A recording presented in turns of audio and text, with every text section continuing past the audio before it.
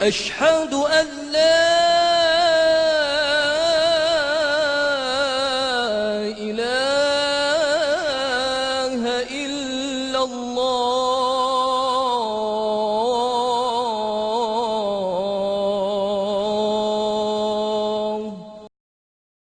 Bismillah wa salatu wa salam à Rasulullah, autre miracle scientifique découvert dans le Coran, présenté par notre frère suisse converti à l'islam, le ciel qui fait revenir.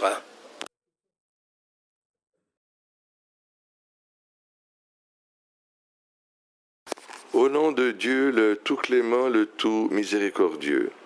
Allah exalté soit-il dit, par le ciel qui fait revenir. La vérité scientifique. Premièrement, l'atmosphère renvoie la vapeur d'eau sous forme de pluie. Deuxièmement, l'atmosphère repousse les météores dans l'espace loin de la Terre. Troisièmement, l'atmosphère repousse les rayons nocifs loin de la Terre.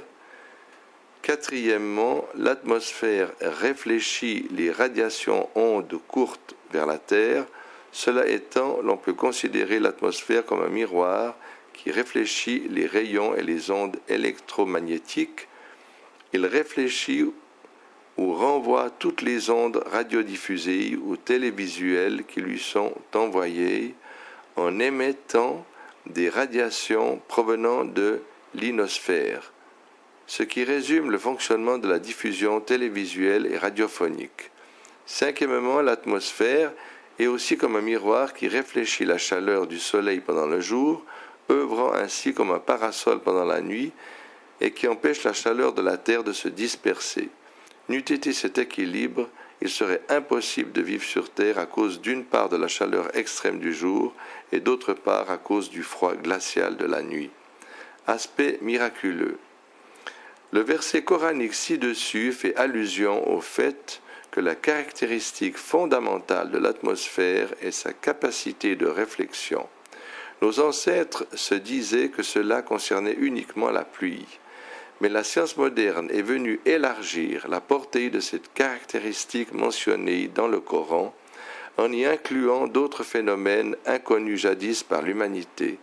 Cette réflexion mentionnée dans le verset implique un retour au point de départ comme le fait l'écho.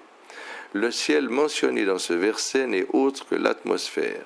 Cette expression qui fait allusion à l'existence d'une couche qui entoure la Terre et lui sert de filtre, laissant passer ce qui est utile et repoussant ce qui est nuisible, ce qui amena à comprendre que la réflexion mentionnée dans ce verset ne se limite pas à la pluie et que cette réflexion atmosphérique est la garantie même de la vie sur Terre.